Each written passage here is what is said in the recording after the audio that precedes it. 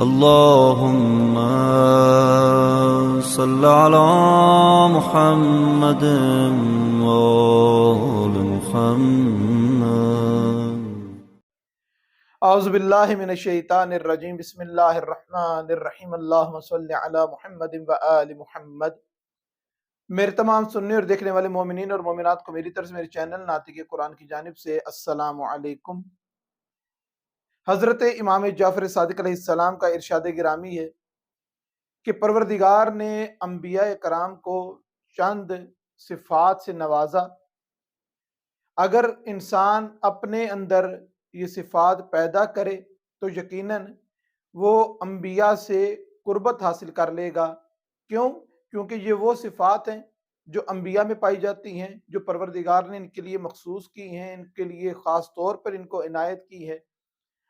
ہمیں چاہیے کہ ہم اپنی زندگی میں ان صفات کو دیکھیں، اپنے آپ کو اس پر پرکھیں، کیا ہمارے اندر یہ صفات پائی جاتی ہیں. مولا فرماتے ہیں کہ اگر ان صفات کو اپنے ذات پہ پرکھو، اپنے نفس پہ پرکھو اور یہ تمہارے اندر موجود ہوں تو خدا کا شکر ادا کرو اور جان لو کہ تم ہی حق پر ہو. اور اگر خدا نخواستہ یہ صفات نہ پائی جائیں یا ان میں کمی ہو تو ان کو حاصل کرنے کے لیے ایک تو پروردگار سے دعا کرو اور دوسرا اس کے لیے کوشش بھی کرو. وہ صفات جو پروردگار نے انبیاء کرام کو عطا فرمائی، مولا فرماتے ہیں کہ ان صفات میں یقین، حلم، قناعت، صبر، شکر، شجاعت، جوانمردی، غیرت، حسن اخلاق اور سخاوت ہیں.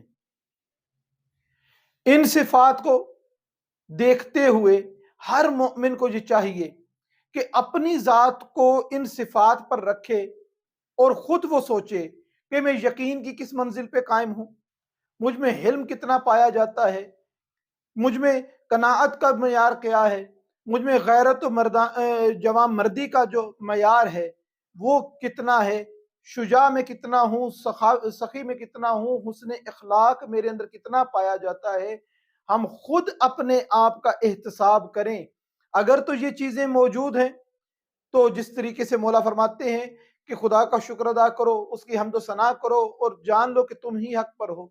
اور اگر اس میں سے کوئی چیز کمزور محسوس ہوتی ہے، جس کی پرسنٹیج ہمارے اندر کم محسوس ہو، اس کو اضافہ کیا جائے، اس میں پختگی پیدا کی جائے. جو چیز نہیں پائی گئی ان چیزوں میں سے ہم لاپرواہ رہے، ہمارا توجہ اس طرف نہ رہی، ہمیں چاہیے کہ ان چیزوں کی طرف توجہ کریں. اس کے لیے کرنا کیا ہے؟ مولا فرماتے ہیں کہ دعا کرنی ہے پروردگار سے کہ پروردگارہ یہ صفات میرے اندر پیدا فرما اور مجھے ان صفات کے لیے خود بھی کوشش کرنا ہوگی.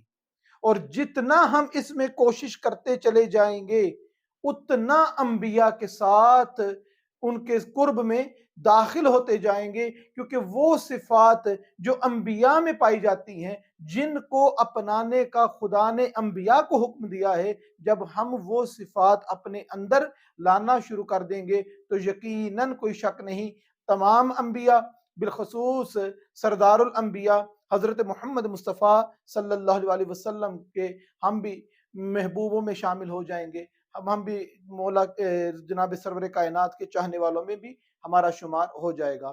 پروردگار سے دعا ہے کہ پروردگار ہم سب کو اپنے اندر یہ انبیاء والے جو صفات ہیں یہ اپنے اندر پیدا کرنے کی توفیق عطا فرمائے. وما علینا الا البلاغ المبین.